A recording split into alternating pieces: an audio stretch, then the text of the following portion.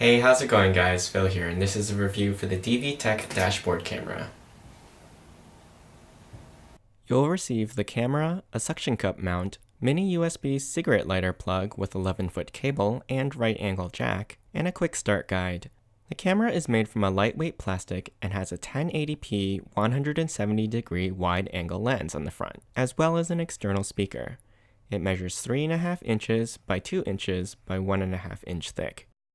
The LCD screen has a large 3-inch diagonal, though it's not a touchscreen. On the top of the camera, you have a mini HDMI output, the hanging bracket, and mini USB port for power and data transfers. Along the left-hand side are the micro SD card slot, menu, and up and down navigation keys.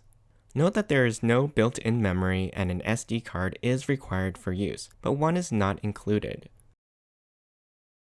On the right-hand side are an OK button, mode button, lock button, and power button.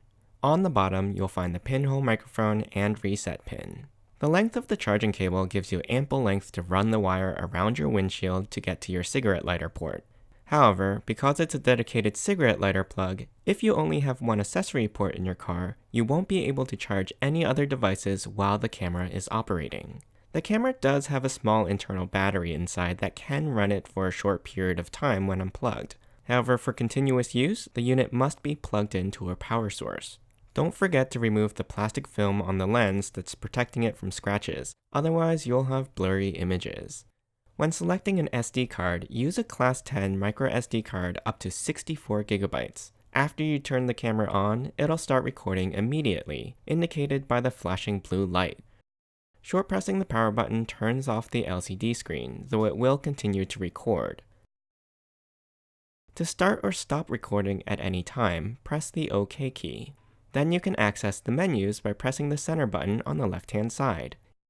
In the menu, you can change settings like resolution from 1080p to 720p, the length of recording time from 1, 3, or 5-minute loops to continuous, still photo resolution from 2 to 12 megapixels, set the time and date, G-sensor sensitivity to lock videos if your car hits any bumps or is involved in a collision, parking monitor sensitivity, motion detection toggle, set a license plate number, timestamp toggle, audio recording toggle, beeping sound effect, LCD screensaver, inactivity power down, video frequency, format the SD card, restore the camera to factory default, and view the software version.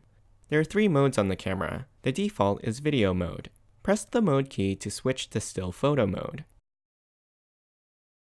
and again to enter playback mode.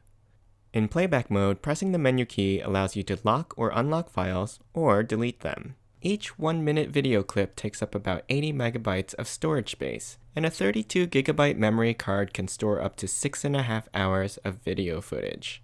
When the card runs out of space, the camera will automatically write over the oldest unlocked video file. During recording, if you want to quickly lock a file so that it won't be recorded over, press the lock key and a lock icon will appear on the screen. The suction cup car mount is easy to use and set up. Just slide the tab on the mount into the bracket on top of the camera. Then adjust the angle to how you like it before twisting and securing the locking nut. For the suction cup, although it's non-adhesive, there's still a protective film over the rubber, which you'll need to remove to get the suction cup to stick to a flat, smooth surface, like your windshield. Just press the cup up against the window and flip this switch into the down or locked position. The image captured by the camera is pretty wide angle, so it does have a slight fisheye effect to it, distorting the image towards its edges. But you'll see plenty of the road in the image while driving, which is important. As you can see, the video is quite clear and bright, though I felt the video looks a bit more bluish than what you'd see in real life. The camera resolution is good enough that within a few car lengths, you can definitely read the car's license plate in front of you.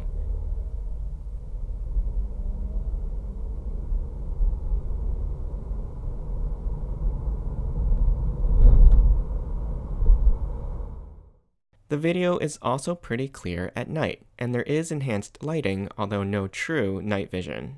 Another useful feature is that when the camera is plugged into the cigarette lighter port, when you start your car, the camera boots up right away and starts recording. And when the car is turned off, the video recording stops and the camera powers down. There are two ways to get the videos and images off of this camera. You can remove the memory card and use a memory card reader, or you can plug the camera directly into your computer or laptop using a mini USB cable and retrieve the files that way. However, a mini USB computer cable is not included.